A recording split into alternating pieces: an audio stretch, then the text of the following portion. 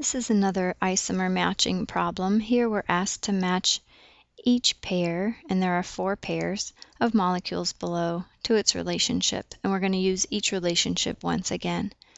We have 3 questions that we can ask that will help us distinguish between the relationships. So let's start with molecular formula. For pair number 1, we have a cyclohexane molecule with 2 methyl groups. Just a word about this bond here. It is dashed, which means it goes back away from you or down below the plane of the paper or the screen. And the other bond is what we call a wedge bond. So these dashes and wedges tell us about the 3-dimensional placement of our bonds. The wedge bond is telling you that this carbon is coming toward you or above the plane of the paper. So these are just simple carbon-carbon bonds, and these are methyls here. But the dash and wedge nature tells us something about where they are in relationship to each other in the plane of the paper. These are cycloalkanes with 1 ring. If we count the carbons, we can get the hydrogen number just by multiplying by 2. So there's 6 carbons in the ring and 2 outside of the ring. So we have 8 carbons total and 16 hydrogens. If you don't believe me, I can count them. We have 3, 6, 7, 8, 10, 12, 14, 16. Feel free to draw them out on your own to prove to yourself that they are there. If we look at the second molecule in pair number 1, we also have 6 carbons in a ring and 2 carbons outside the ring, so the molecular formula should be the same.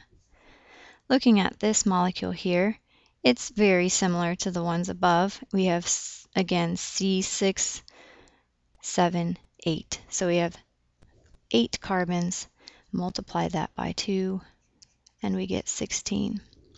If we look at the second molecule in pair number 2, we have a 6-carbon ring, but only 1 carbon outside the ring. So this one will only have 7 carbons and 14 hydrogens. So we have found our pair of not related structures. But to be thorough, let's just count the carbons in our remaining structures to make sure. So here again we have 6 carbons, 7, 8. It's 1 ring, so again there's going to be C8, H16.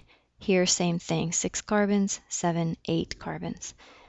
For pair 4, same thing. A ring with 2 methyl groups, a ring with 2 methyl groups. So every single molecule on this page has a molecular formula of C8H16 except for the second molecule in pair number 2 where I left off one of the methyl groups. So we have found our not related pair, and we've asked that question of same molecular formula. The next question is, do the molecules have the same connectivity? Again, if they are squashed flat and they look exactly the same, then they will have the same connectivity. We can also just kind of look at the molecules themselves and see which atoms are connected where. If we look at this ring, we have a 6-membered ring of carbons, a carbon here, and then if we count 1, 2, 3, 4, we have another carbon attached to the 4th carbon of the ring. Here, of course, the connectivity is the same. We have a 6-membered ring with the methyl groups across from each other. If we go on to choice 3, however, here we have the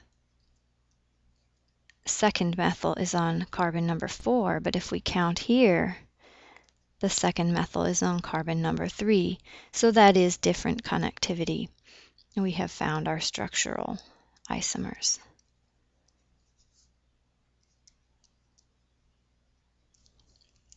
Just to be thorough, let's look at 4. If we look, we have a 6-membered ring with methyls across the ring from each other, and the same thing here. So we found our structural isomers. We have asked the question, same connectivity. We have found our structural isomers that have different connectivity as far as where the methyl group is attached to the ring in relation to the other methyl group. The next question is, are the molecules superimposable? That allows us to find the identical molecule. We only have two choices left. So we need to be able, in order to say they're superimposable, we need to rotate or flip over the entire molecule to make it so that everything looks identical to the other molecule of the pair. This pair in number 1 may look the same. This part's certainly the same. This methyl group is going back, the methyl group is going back. The relationship between the two methyls as far as where they're connected is identical. But if we try to pick this molecule up and put it on top of this molecule, the methyl here is going down, and here the methyl is coming up towards us, so these methyls will not match up. If we try to flip the molecule over, so if I sort of do a pancake flip of the entire molecule, when I do that, both of the methyls that were down are now going to be coming toward us, and the dashes change into wedges. That is again not the same thing, because now they're both up, and here this one is down. If we look at number 4, the pair at the bottom, if I flip this whole molecule over like a pancake and redraw it, both of the methyls that were back or down are now going to be toward us or up. So the dashed bonds become wedge bonds, and now you can see it's identical to the molecule on the left. So this pair is superimposable, which means they're identical. All we had to do is flip the molecule over. The only molecule pair that's left must be stereoisomers, but let's make sure in case we misassigned one of the previous pairs.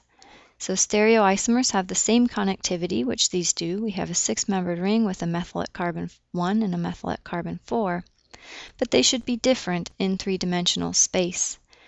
We can see that this dash bond and the wedge bond, we have one of each, and here we have the two methyls are going back, or if we flip it over, the two methyls are coming towards us. So here we have one on each side of the ring, and here we have one on this, both on the same side. This molecule is a trans dimethyl cyclohexane, where one is up and one is down. The second molecule is a cis dimethyl cyclohexane. So trans and cis are a type of stereoisomers.